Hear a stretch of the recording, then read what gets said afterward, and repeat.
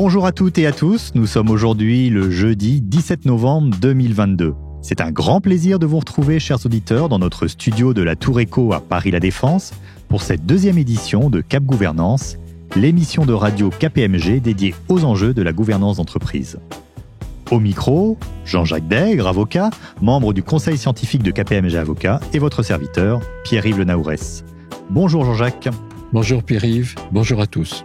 Avant de rentrer dans le vif du sujet, je souhaite dire à nos auditeurs qu'ils peuvent écouter à leur guise cette émission, notamment la première édition diffusée le 15 septembre dernier, à tout moment sur leur smartphone ou leur tablette via l'application Radio KPMG à télécharger dans l'App Store ou Google Play.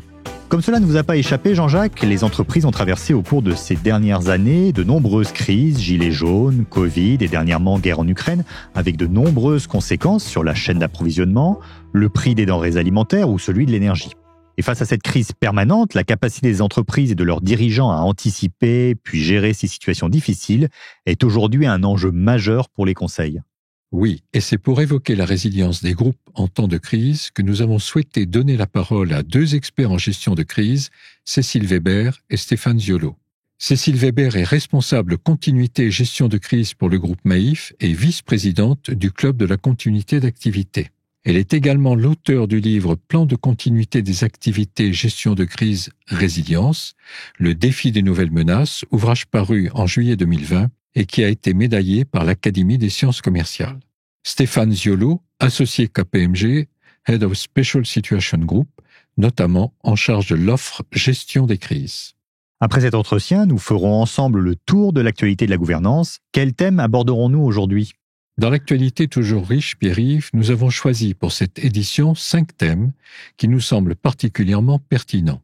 Le devoir de confidentialité des administrateurs, qui vient d'être renforcé par le guide du code AFEP-MEDEF, la diversité des compétences au sein des conseils, rendue de plus en plus indispensable, le dividende salarié, qui s'invite dans les débats autour du partage de la valeur, enfin, pour clore ce tour d'horizon de l'actualité, le devoir de vigilance que l'Union européenne voudrait étendre à tous les pays de l'Union. Et nous refermerons ce journal avec quelques recommandations de lecture.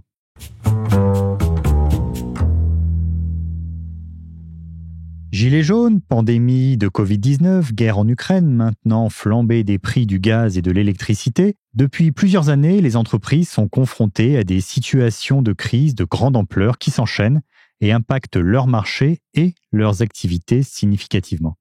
Ainsi, à la crise des gilets jaunes de l'hiver 2018-2019 a succédé celle du Covid pendant près de 2 ans, avec de manière collatérale des difficultés d'approvisionnement, notamment pour les composants électroniques. Et puis en début d'année 2022, la guerre en Ukraine a engendré de fortes tensions géopolitiques, certaines entreprises ayant quitté la Russie du jour au lendemain, mais aussi des tensions sur les marchés agroalimentaires et ceux de l'énergie. Les répercussions de cette dernière crise impactent maintenant tous les secteurs de l'économie, avec le retour d'une inflation forte à l'échelle de la planète et le spectre d'une baisse généralisée du pouvoir d'achat. On peut parler en quelque sorte de crise permanente. Alors dans ce contexte troublé, la capacité des entreprises à gérer, voire anticiper ces difficultés, est devenue un enjeu majeur pour les groupes et leurs dirigeants. Bien entendu, cette question de la résilience des entreprises devient également un sujet clé pour les administrateurs qui ont, rappelons-le, un rôle de supervision et de contrôle des décisions et orientation des comités exécutifs. Alors c'est pourquoi nous avons invité pour cette seconde édition de Cap Gouvernance 2 experts en gestion de crise, et oui, cela existe.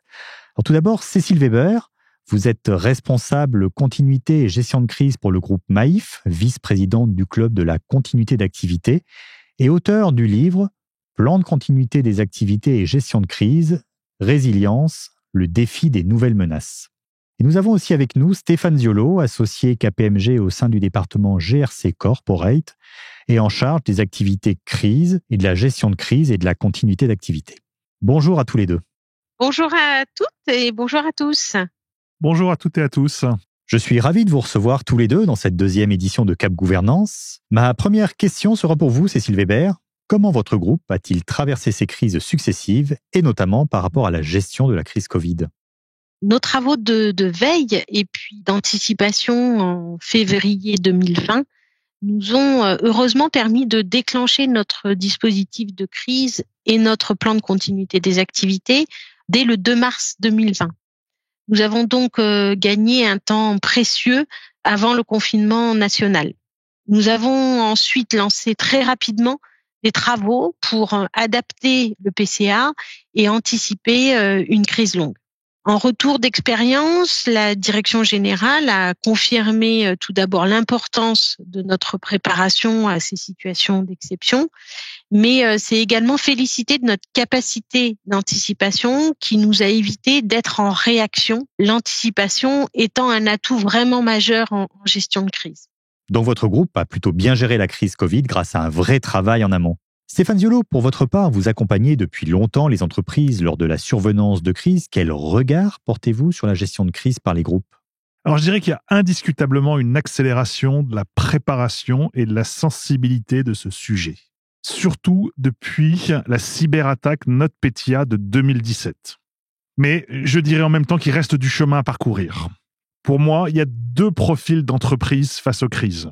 Il y a celles qui éteignent les incendies au moment où ils se produisent, avec beaucoup d'énergie, beaucoup de bonne volonté, mais aussi souvent des coûts très élevés. Et il y a celles qui ont appréhendé les crises avec un minimum de préparation en amont et ont développé des réflexes. Et l'enjeu chez KPMG, pour nous qui accompagnons les entreprises sur ce sujet, c'est bien de les faire monter en gamme grâce à des plans pluriannuels visant à diffuser une culture et une préparation à la gestion de crise. Donc Stéphane Ziolo, comme je l'indiquais tout à l'heure, vous confirmez bien que les bonnes pratiques voudraient que les organisations soient dans l'anticipation et la prévention, selon la maxime bien connue « mieux vaut prévenir que guérir ». Puis une fois la crise survenue, actionnent leur plan de résilience. Mais est-ce toujours possible ? Cécile Weber Une entreprise équipée d'un dispositif de résilience dispose indéniablement d'une bonne longueur d'avance. Le dispositif a un effet amortisseur. Il n'empêche pas la réalisation de la crise, mais il va en atténuer les effets les plus délétères, d'autant plus face à des crises à cinétique rapide. Néanmoins, il est essentiel d'intégrer un principe d'humilité, c'est-à-dire d'intégrer que les procédures de gestion de crise et de continuité devront, le jour J, très probablement être adaptées pour pouvoir être au plus proche des contours de la crise. Je suis absolument convaincue qu'il faut ériger cet élément comme un principe à toute démarche de résilience en entreprise. Il faut donc vraiment ériger la modestie comme principe à une résilience efficace. Selon vous, Stéphane Ziolo, parmi les scénarios d'anticipation qui sont définis par les groupes, quels thèmes reviennent le plus souvent ? Pour moi, c'est assurément le scénario de crise cyber. Je n'ai plus d'IT. Comment je fais pour continuer à fonctionner sans IT avec le moins d'impact et de dommages sur mon activité ? Ça veut dire que je n'ai plus accès au répertoire téléphonique de l'entreprise. Est-ce que je vais pouvoir rentrer dans les locaux de l'entreprise sans être bloqué au portillon ? Dans quelle salle, si ce n'est pas possible, je me réunis ? Est-ce que je me réunis dans le café en face de mon siège ? Est-ce que j'ai une salle qui a été sanctuarisée pour pouvoir gérer la crise ? Beaucoup de personnes pourraient imaginer que la crise, en cas d'IT, se gère avec la gomme et le crayon. C'est pas toujours le cas, c'est souvent plus compliqué que cela. De votre côté, Cécile Weber, quels sont les thèmes qui vous semblent revenir le plus fréquemment ? Ce que je pense, c'est qu'aujourd'hui, nous pouvons véritablement parler de mutation des crises. Nous étions, il y a encore quelques années, dans un environnement stable, avec des risques plutôt bien identifiés et des dispositifs de réponse finalement plutôt adaptés. Aujourd'hui, les hypothèses de référence ne sont plus adaptées. On se retrouve face à des scénarios complexes, voire hyper complexes, et avec des effets dominos qui nous projettent dans des situations véritablement de rupture. On peut illustrer cette mutation par la crise sanitaire, mais aussi par le risque de crue de Seine, ou encore les risques d'image, avec notamment les fake news et le rôle d'amplificateur extrêmement important des réseaux sociaux. Ceux-ci ont profondément modifié la gestion de crise, avec aujourd'hui, on peut même dire, une quasi-dictature de l'instantanéité. Nous avons bien compris qu'en ce qui concerne l'anticipation des crises, le plus important est donc de se préparer et d'anticiper. Mais une fois que la crise est là, il faut en sortir. Quelles sont vos recettes de la résilience, si on peut parler de recettes ? Sur la base de mon expérience, je dirais que mon meilleur conseil, c'est que la résilience doit être portée au plus haut niveau par la direction générale. Si ce n'est pas sur son agenda, toute stratégie de résilience est vouée à l'échec. Je voudrais partager ici avec vous quelques remarques et anecdotes pour illustrer le problème du bon positionnement de ce sujet. Nous observons que la stratégie de résilience est souvent confiée soit à la ligne de défense qu'est l'audit interne, ou alors, moins souvent, aux responsables sûreté-sécurité. S'agissant de l'audit interne, je me souviens de cette expérience.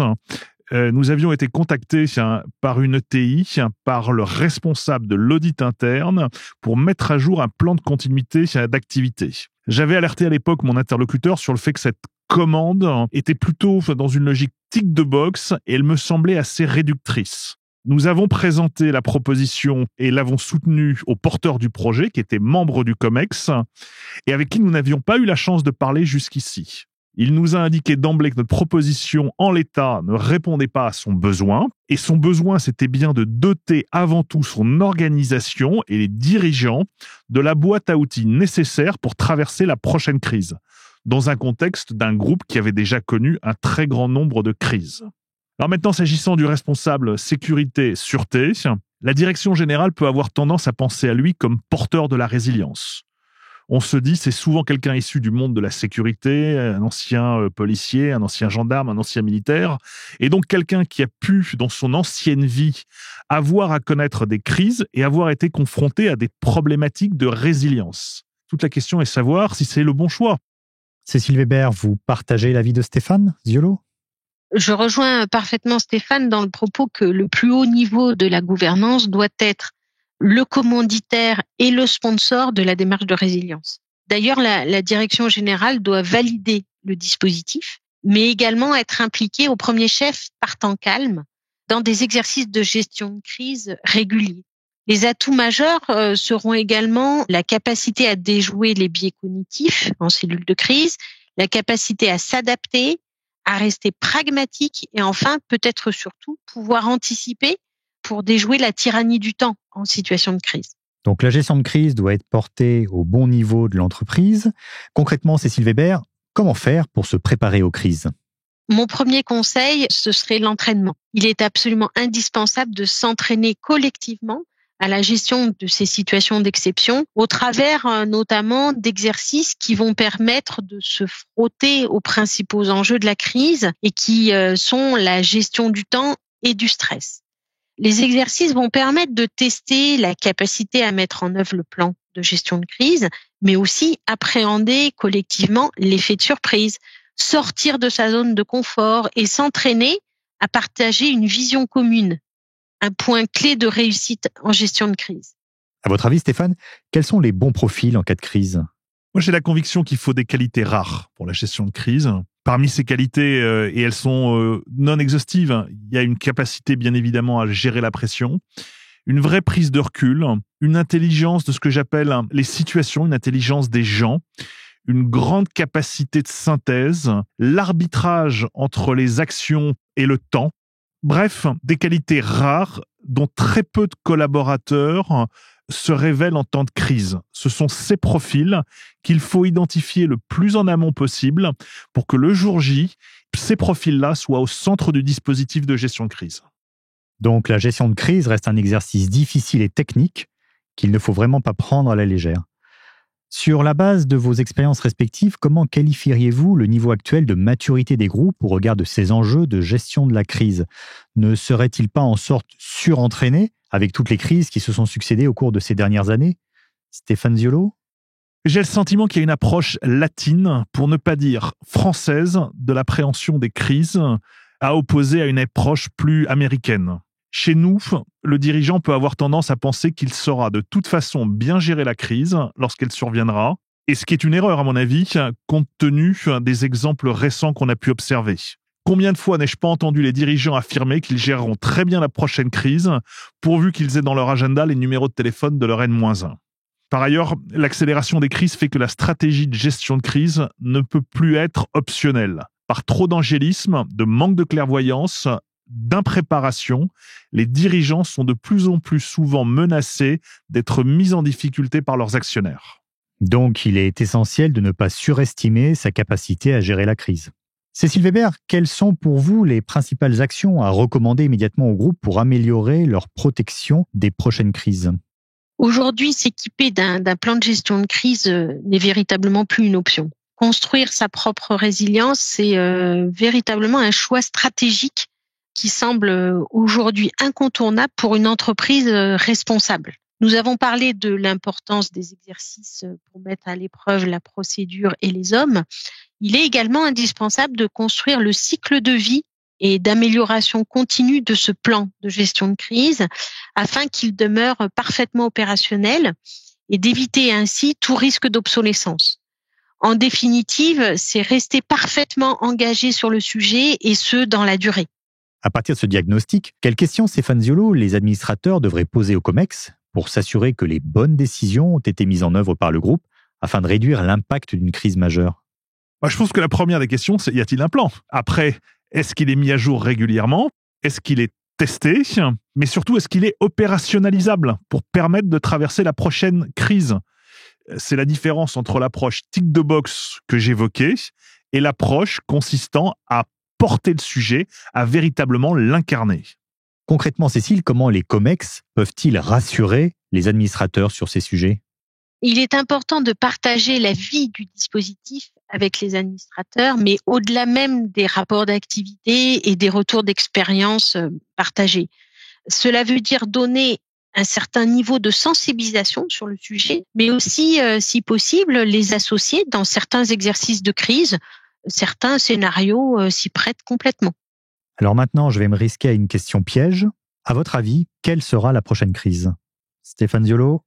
Moi, j'ai la conviction qu'il faut être très vigilant aux menaces de l'intérieur. Quand j'écoute les informations, je regarde la télévision, je me dis qu'il n'est pas possible que la radicalisation des individus dans la société n'ait pas de porosité dans le monde de l'entreprise et que cette radicalisation soit écologique, communautariste, religieuse ou autre. C'est ce que les anglo-saxons appellent « insider threats ». Cécile Weber, quel est votre avis sur la question? Il est fort probable que nous subissions prochainement les conséquences du dérèglement climatique, notamment. Au-delà de modifications profondes des écosystèmes, ce risque climatique génère des effets dominos redoutables pour nos organisations. En effet, si nous prenons par exemple le phénomène de canicule en été, celui-ci pourrait avoir des conséquences, des cascades même de conséquences à court terme. Problèmes de santé, de méga incendies, risque de coupure électrique, impact sur la supply chain également. Et avec pour les assureurs un enjeu supplémentaire considérable puisque nous sommes également acteurs de réponse face à ce genre de risque. Pour conclure cet entretien, Cécile Weber, que diriez-vous? Je dirais que malgré la scénarisation ambiante de cascades d'effondrement, je crois qu'il faut garder un optimisme objectif sur nos capacités de résilience collective. Stéphane Ziolo, quel est votre sentiment? Moi, je dirais que la crise s'est invitée chez nous avec force depuis quelques années. C'est une matière nouvelle pour certains d'entre nous.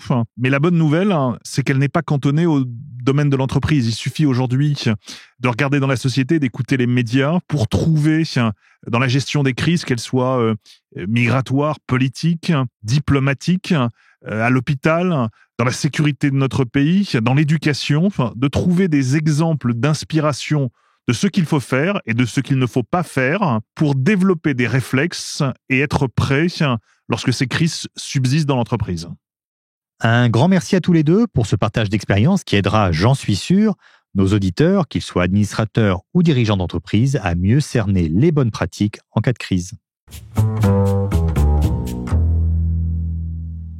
Poursuivons cette émission, Jean-Jacques, avec notre tour de l'actualité de la gouvernance par le premier thème, le devoir de confidentialité des administrateurs, puisque le Haut Conseil de gouvernement d'entreprise, HCGE, a mis à jour son guide d'application du Code de gouvernance AFEP-MEDEF sur cette question. L'occasion lui en a été donnée, Pierre-Yves, à l'évidence, par l'affaire Score-Covea.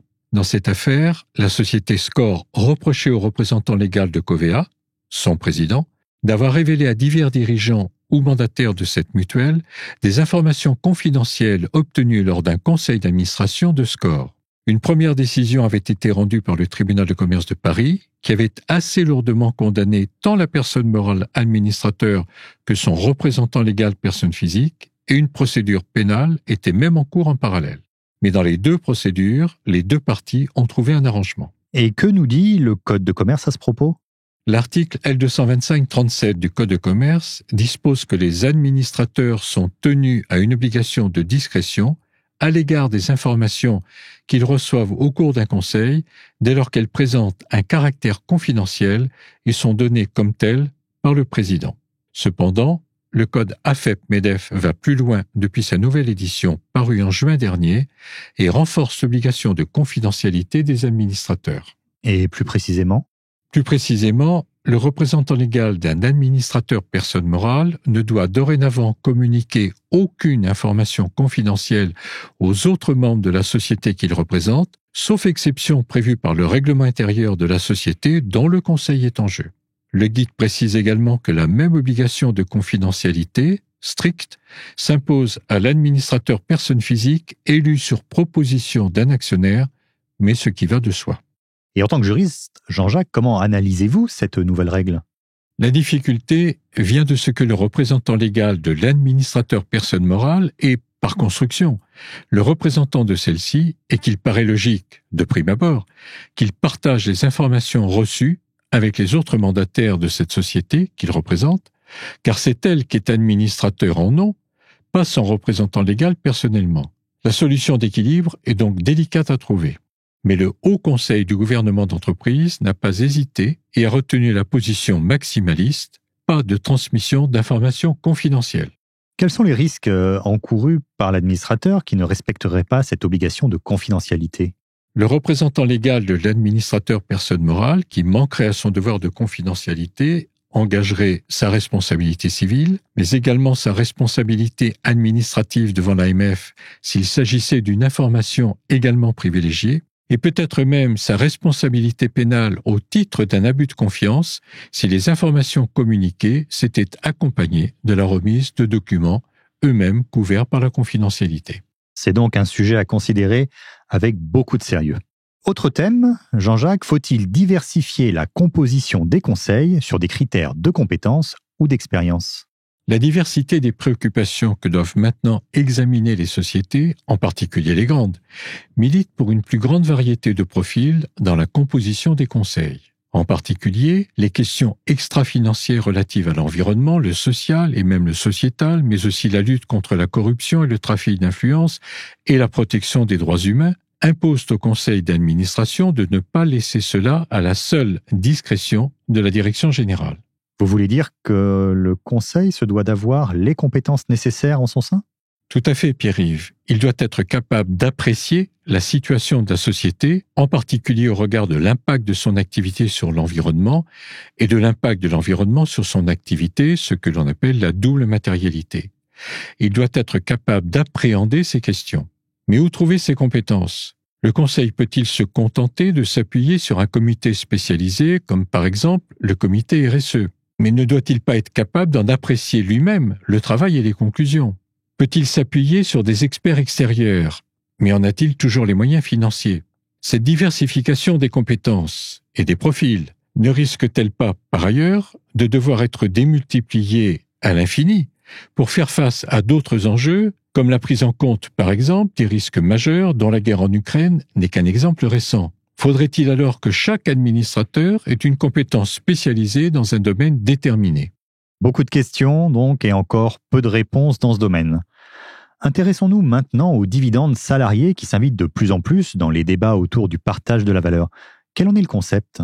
Dans l'idée, le dividende salarié consisterait à conditionner le versement du dividende aux actionnaires à celui de la participation aux salariés.